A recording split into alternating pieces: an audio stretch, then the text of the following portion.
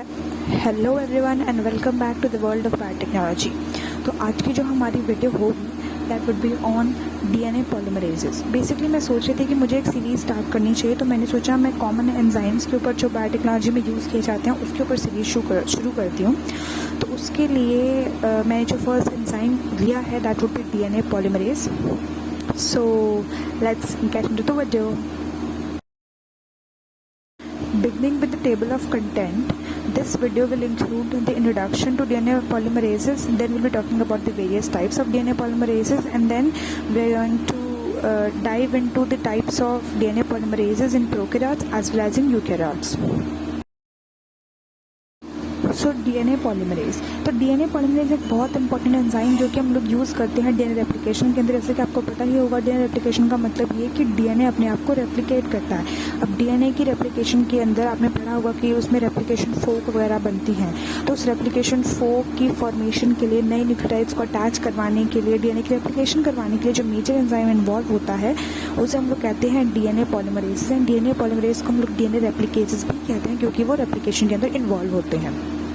DNA polymerase का basic role ये होता है कि वो 3 प्राइम के जो फ्री एंड होता है, 3 प्राइम फ्री OH एंड होता है, वहाँ पे वो न्यूक्लियोटाइड्स को अटैच करने का काम करते हैं।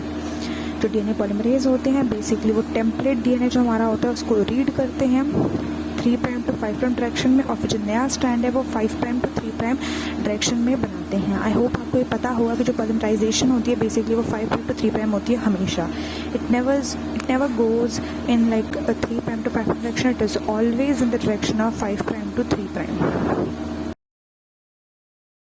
तो मैंने इस वीडियो में डीएनए पॉलीमरेज को क्लासिफाई कराया है कि कौन सा ऑर्गेनिज्म में वो प्रेजेंट है। फॉर एग्जांपल अगर वो प्रोकैरियोट्स में प्रेजेंट है तो प्रोकैरियोट्स में जो डीएनए पॉलीमरेज होते हैं वो अलग होते हैं, और यूकैरियोट्स में जो डीएनए पॉलीमरेज होते हैं वो अलग होते हैं। तो जैसे जैसे हम लोग वीडियो में आगे देखेंगे आपको इन सभी के बारे में समझ आना शुरू हो जाएगा। जो प्रोकैरियोटिक डीएनए पॉलीमरेजेस है, नाम से ही पता लग रहा है वो डीएनए पॉलीमरेजेस जो कि प्रोकैरियोट्स के अंदर पाए जाते हैं। यूजुअली वो 5 टाइप्स के होते हैं: DNA polymerase 1, DNA polymerase 2, DNA polymerase 3, DNA polymerase 4 and DNA polymerase 5, जिनको अब हम डिटेल में 1 बाय 1 पढ़ेंगे। हाँ जी, तो अब हम लोग प्रोकैरियोटिक डीएनए पॉलीमरेजेस को 1 बाय 1 लेना शुरू करेंगे। तो सबसे पहले डिस्कवर किया गया था DNA polymerase, that was DNA polymerase 1 only. Polymerase 1 जो है वो पॉलीमरेज फैमिली A से बिलोंग करता है and it is being encoded by a gene that is POLA। और डीएनए पॉलीमरेज 1 के पास 5 prime to 3 prime exonuclease activity होती है, और बेसिक डीएनए पॉलीमरेज 2 फ्रैगमेंट्स में स्प्लिट होता है, the smaller fragment and the larger fragment. Larger fragment होता है बेसिकली हम उसे कहते हैं स्टिल्नो फ्रैगमेंट, और वो बेसिकली रिस्पॉन्सिबल होता है in the proof reading activity of DNA. And proof reading जो होती है वो जैसे जैसे हम लोग नया न्यूक्लियोटाइड ऐड करते रहेंगे होता क्या है कि डीएनए पॉलीमरेज 3 हमें पता है कि वो नया न्यूक्लियोटाइड ऐड करेगा। तो जैसे ही नया न्यूक्लियोटाइड डीएनए पॉलीमरेज 3 ऐड करता है, पॉलीमरेज 1 साथ साथ उसको चेक करता रहता है कि क्या सही इनकॉर्पोरेट हुआ है कि नहीं। This is basically proof reading. And DNA polymerase responsible होता है डीएनए रिपेयर के लिए, क्योंकि अगर डीएनए रिपेयर और प्रूफ रीडिंग बहुत इंपॉर्टेंट आप कह सकते हैं फिनोमिना है। क्योंकि अगर डीएनए डैमेज हो गया बीच में, फॉर एग्जांपल सपोज की जगह कलर न्यूक्लियोटाइड की इनकॉर्पोरेशन हो गई है, अगर वो चेक नहीं हुआ तो वो एज इट इज़ ट्रांसक्रिप्शन वाला स्टेप फॉलो करेगा, एज इट इज़ वो ट्रांसलेशन वाला स्टेप करेगा, मतलब हमारे पास म्यूटेटेड प्रोडक्ट्स बनेंगे। That is why proof reading बहुत इंपॉर्टेंट स्टेप है। इसीलिए डीएनए पॉलीमरेज 1 का स्पेसिफिकली डीएनए पॉलीमरेज 1 का इफेक्टिव होना और सही होना, सही से काम करना बहुत इंपॉर्टेंट है।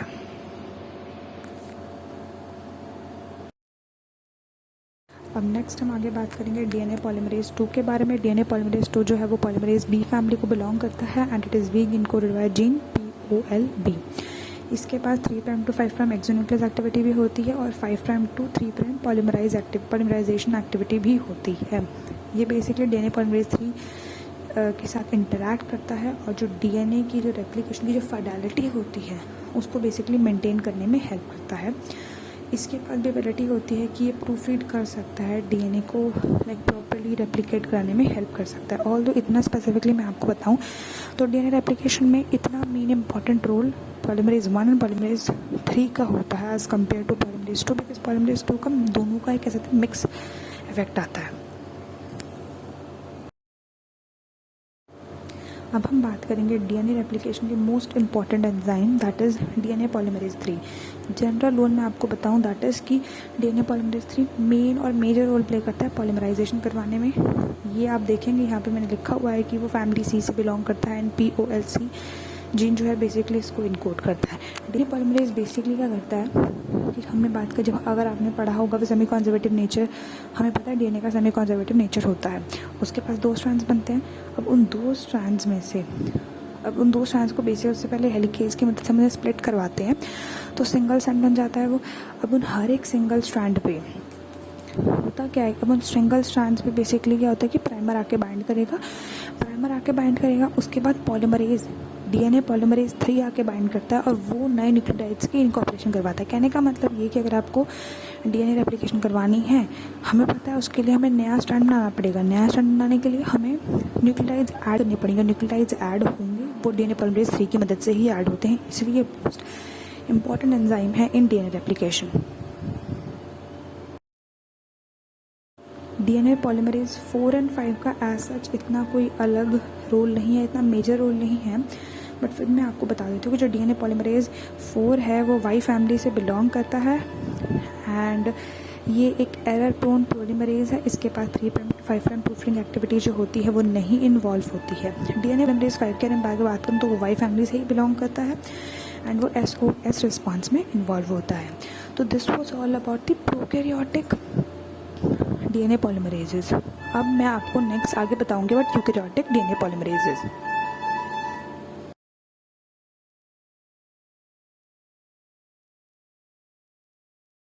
यूकैरियोटिक डीएनए पॉलीमरेजेस बेसिकली वो डीएनए पॉलीमरेज होते हैं जो कि यूकैरियोट्स के अंदर यूज़ होते हैं, इन्वॉल्व होते हैं उनकी रेप्लिकेशन के दौरान। तो बेसिक अगर मैं बात करूं तो यूकैरियोटिक ऑर्गेनिजम्स के अंदर 3 डिफरेंट टाइप ऑफ पॉलीमरेजेस होते हैं, DNA polymerase alpha, DNA polymerase delta and DNA polymerase epsilon. DNA polymerase जो अल्फा होता है बेसिकली वो डीएनए सिंथेसिस को इनिशिएट करता है लीडिंग स्ट्रैंड पे as well as lagging strand पे।